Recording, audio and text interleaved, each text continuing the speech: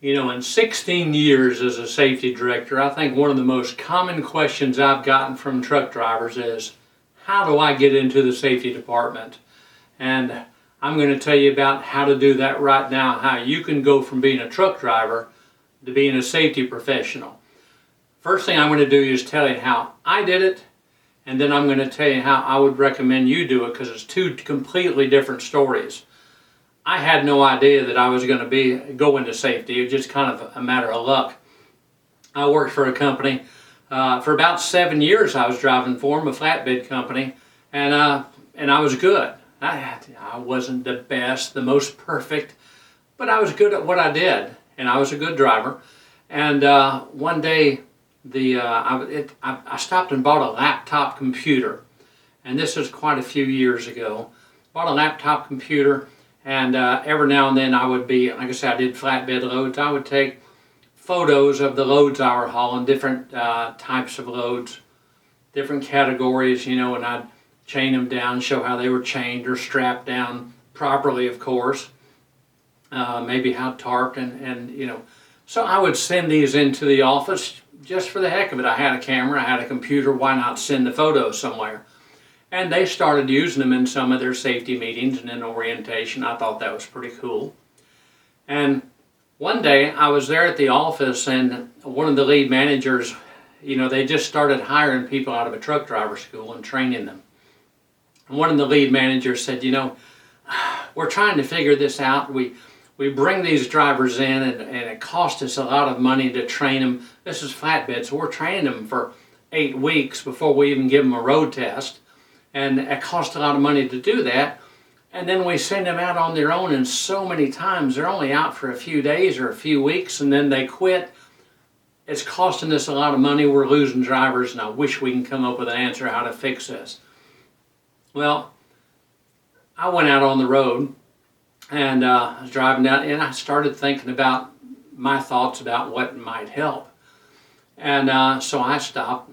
I think I stopped for the weekend. I started typing up my ideas on how to possibly fix the problems they were talking about, my suggestions.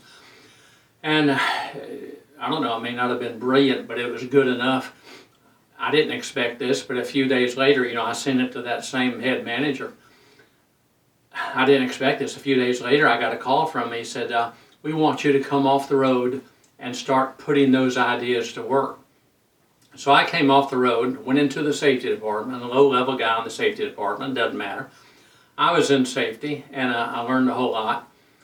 But one of the things, well, let me fast forward just a little bit. I was in safety, and then wound up just eventually working my way up one step at a time to be safety director. Owner of the company was real good to me. He's invested a lot of money into me. Sent me down to the schools, and I went through everything to become a certified director of safety, so I almost lucked into it. Now, again, I get these questions all the time, from truck drivers, how do I get into safety? And here's the recommendation I would give to you. First of all, I'm assuming you are an experienced driver and that you're a good driver, so you're probably not going to just fall into the safety department today. First thing you need to do is keep being a good driver. Make sure you're a good driver. If you're a crappy driver and nobody likes you and you're unsafe, forget about it. But we're assuming you're a good driver, all right? First thing I'd recommend is, well, you know, every now and then just kind of throw a little hint at the bosses and the safety director. Hey, you know, if you can ever use somebody in safety, you know, I would love to try it sometime. Chances are very slim they're going to need somebody today.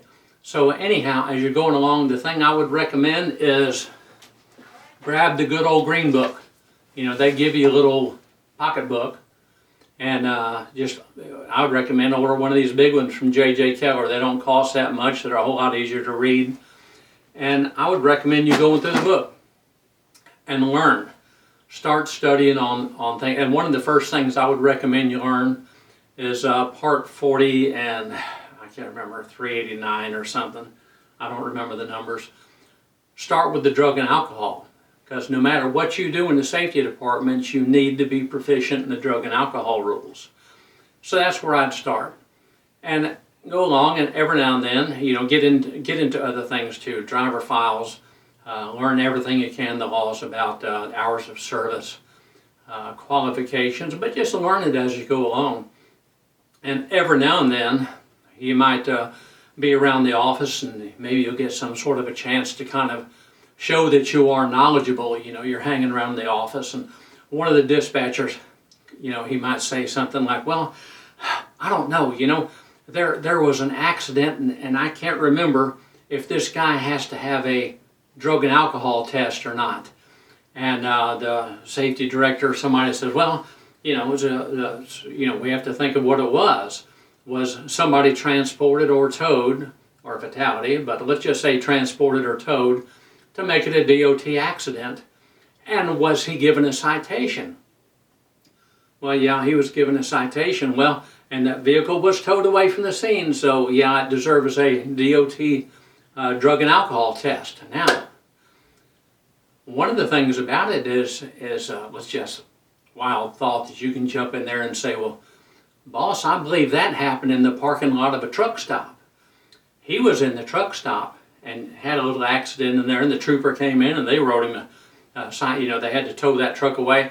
They wrote him a citation in the truck stop. However, the regulations, don't they say that an accident on a highway is what makes it a DOT test?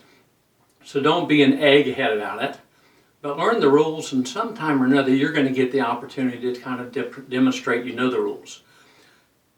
I'm going to tell you a story real quick. When I told you I got into the safety department, I was there one day and the safety director was about to send somebody for in fact he did send somebody for a drug and alcohol test, DOT. And I asked him, I said, well, that guy wasn't given a citation, was he? He said, well, no, but you know, those troopers have 48 hours to write him a citation. Well, I've been reading, I've been studying, and I knew the regulations. He was my boss, and I was way down here in the safety department, so I wasn't going to correct him. But the thing is, you has to be a DOT accident, and you have to be cited for the accident. The driver has to be cited for the accident for it to be mandated to get a DOT drug and alcohol test. The driver wasn't cited, not at the time. We don't know if, in fact, I doubt he ever got cited, but he wasn't cited at the time. The DOT says if that DOT test is not mandated, you can't give it to him. So he sent him off on a DOT drug test because he might get cited in the next day or two, and it just doesn't work that way. Again, I didn't correct my boss. Had another guy. He was a safety supervisor, and he'd been in safety for years. I'm hearing him on the phone one day. One of the drivers calls in and says, you know, he got pulled on a random, drug and alcohol random. And this guy's 9 o'clock in the morning. He's calling this safety supervisor, and he says, they're saying I tested positive for alcohol, but I don't drink. And the safety supervisor says, well, tell them to give you a blood test. That's not the way it works. This guy, all these years in safety, he did not know the regulations because, A, you know, we don't play 2 out of 3s when we're doing a drug and alcohol test, DOT. Besides that, the DOT does not recognize a blood test for drug and alcohol testing. So, again, I didn't correct the guy. But here are a couple of cases. These guys, highly experienced in the business, did not know the regulations. So, there's something I would recommend. Go ahead while you're waiting, trying to get a job, you know, get a slot in the safety department. Learn the regulations. Don't be an egghead about it. Don't go trying to correct your boss.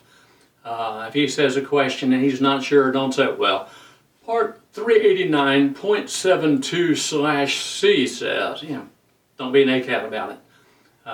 Don't, you know, but just try to let him know you're knowledgeable, and maybe that chance will come up and they're going to say, wait, you know, we need somebody in the safety department. Oh, Bob there, he's a good driver and he seems pretty smart. Let's go ahead and bring him in. So that's one good way it can happen. If it's not going to happen that way with a little bit of luck, you may just have to start looking for a job. You know, go on the internet, start looking for somebody who is looking for somebody in the safety department. They may be wanting somebody to audit logbooks, or, you know, it's e-logs nowadays. They may want somebody to help in recruiting, anything that will get you in that safety department to where you can get started and show your knowledge. You know, you can always work your way all the way to the top possibly. So that is my recommendation, and all I can say is keep trying, don't give up. Being safety is a fantastic job, and keep working at it. I'm Danny Drummond, Tips and Tales from the Trucking Safety Director. We'll see you next time.